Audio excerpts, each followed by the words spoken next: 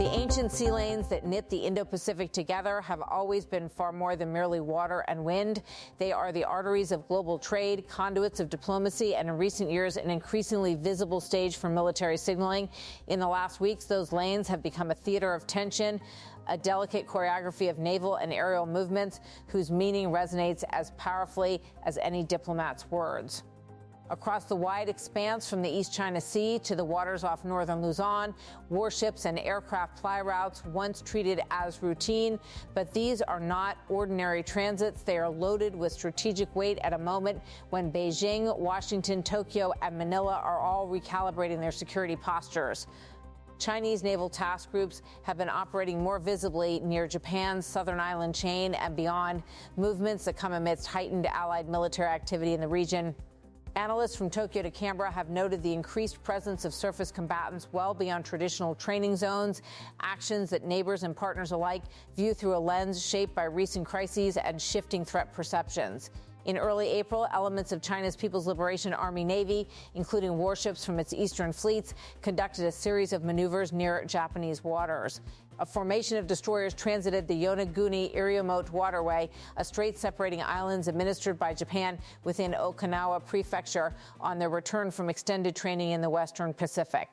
Though international law permits such movements, Tokyo declared it was watching closely and warned it would consider consequences if vessels enter Japan's territorial seas. Those movements followed days after the same fleet sailed between Amami-Oshima and Yokode Islands on its way into the Pacific.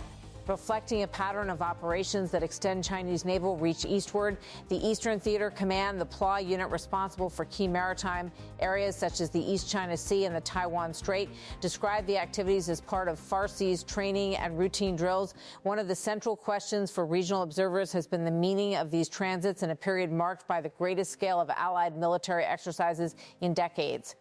In the Philippines, the annual Balikatan exercises, meaning shoulder to shoulder in Tagalog, began in April 2026 with unprecedented participation. Traditionally an intimate bilateral drill between the United States and the Philippines, this year's iteration includes Australia, Canada, France, New Zealand, and for the first time at operational scale, Japan.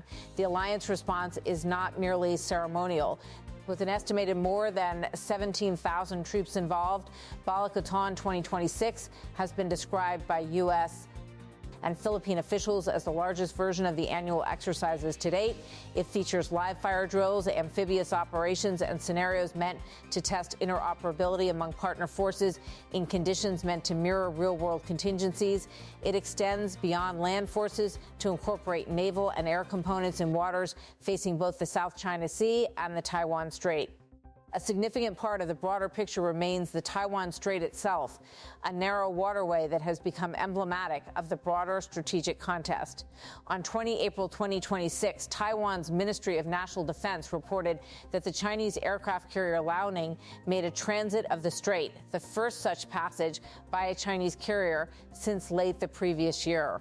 Taiwan's military tracked the movement continuously with fighter aircraft and helicopters. Such carrier transits carry a potent symbolic message. Carriers are among the most visible instruments of maritime power projection. Their movement sends both tactical and psychological signals across regional capitals. China asserts sovereignty over the Taiwan Strait, a claim rejected by Taipei and Washington, who consider the strait international waters. The United States and its allies, in turn, regularly send their own vessels through the strait under freedom of navigation operations. Amid these shifts, every transit, every drill, every live-fire event is read not just as activity but as narrative. Beijing insists its maneuvers are normal, necessary preparations for safeguarding national security and training forces capable of sustained operations far from home. U.S. and allied officials argue that strong, visible cooperation and readiness are indispensable to deterring coercion and preserving the rules-based international order. Inside Beijing, state media and official spokespeople have warned against what they characterize as destabilizing alliances. During a press briefing at the start of Balikatan 2026, China's foreign ministry, through spokesperson Guo Jiakun, cautioned that joint military exercises involving the United States, the Philippines, and Japan risked eroding regional trust and stability. Guo has stressed the need for peace and tranquility in the region and argued that introducing external forces could foster division and confrontation. China's response has not not been limited to words. According to the PLA's Southern Theater Command, a flotilla led by a Type 055 guided missile destroyer conducted naval drills east of Luzon in waters near Taiwan. A geographic statement of presence timed with the launch of Balikatan 2026. Satellite imagery and online videos shared by analysts showed multiple large vessels, including what appear to be modern surface combatants, during exercises meant to display coordinated operations. Tokyo's decision to expand its participation resonates with broader trends in the region's security environment. Japanese defense officials have described this year's role as part of a strategic shift toward a more proactive capacity to contribute to collective deterrence, especially in areas close to Taiwan or contested sea lines. Analysts suggest that this reflects Tokyo's broader reassessment of its defense posture in response to China's military buildup and assertiveness. While allied partners emphasize that the Balikatan exercises are defensive and grounded in respect for international law, China's narrative frames them as provocative, asserting that Washington and its partners are playing with fire by deepening military cooperation near its claimed areas of interest. Beijing warns that such engagement will only backfire and heighten tensions, a point reiterated by Chinese state media and diplomatic commentary throughout the drills. Balikatan 2026 has also drawn international reactions beyond the immediate participants. Russia, which has increasingly aligned rhetorically with Beijing on strategic issues, publicly expressed concern over Japan's expanded role in exercises with U.S. and Philippine forces, describing such participation as a factor contributing to regional tension. Moscow's foreign ministry framed the drills as indicative of dangerous escalatory pathways. For those who navigate these waters commercially, geopolitical tensions translate into economic calculus. The Indo-Pacific sea lanes, vessels carrying energy products, finished goods, and raw materials are among the world's most vital. They traverse narrow waterways where military and commercial traffic intersect. Increased naval activity adds layers of risk assessment for shipping companies, which may adjust routes, factor in higher insurance premiums, and incur higher transit costs in response to perceived instability. Navigational uncertainties, temporary safety zones around exercises, and close encounters between military vessels and civilian ships can create logistical friction. Even without an incident, the perception of risk affects maritime insurers and traders alike, with financial markets reacting to shifts in geopolitical risk indexes and freight rate projections.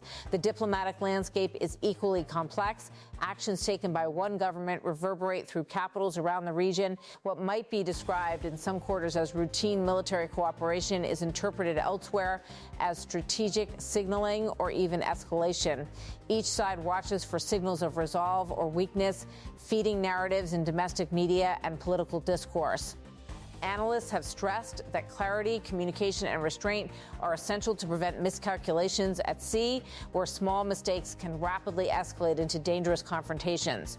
Transparency around planned exercises and transits, effective hotlines between militaries, and mechanisms for incident investigation can help reduce the risk that an unintended encounter turns into a broader crisis.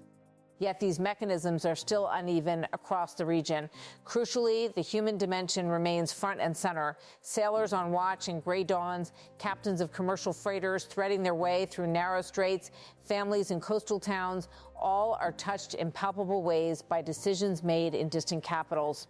The choices and calculations of policymakers around Tokyo, Beijing, Manila, and Washington ripple outward into the everyday lives of those who traverse or depend on these sea lanes. The strategic tensions unfolding in the Indo-Pacific today are not the product of a single cause, but rather the alignment of multiple forces, an assertive Chinese maritime posture, expanded coalition exercises meant to reassure partners and deter coercion, and geography that inherently concentrates strategic friction.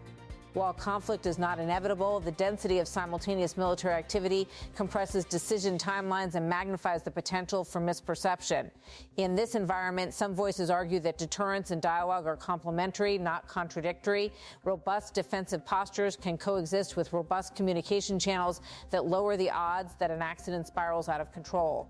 As navies maneuver, leaders face the dual challenge of demonstrating credibility and maintaining open avenues for crisis de-escalation. The imperative extends beyond military lines. It encompasses diplomatic engagement, incremental agreements to exchange notifications of major exercises, and reaffirmations of commitments to freedom of navigation and international law. Many agree that preserving freedom of the seas, maintaining reliable shipping lanes, and keeping lines of communication open will require a blend of strength and statesmanship. Only by coupling readiness with restraint can the Indo-Pacific avoid a drift from risky strategic signaling into unintended confrontation.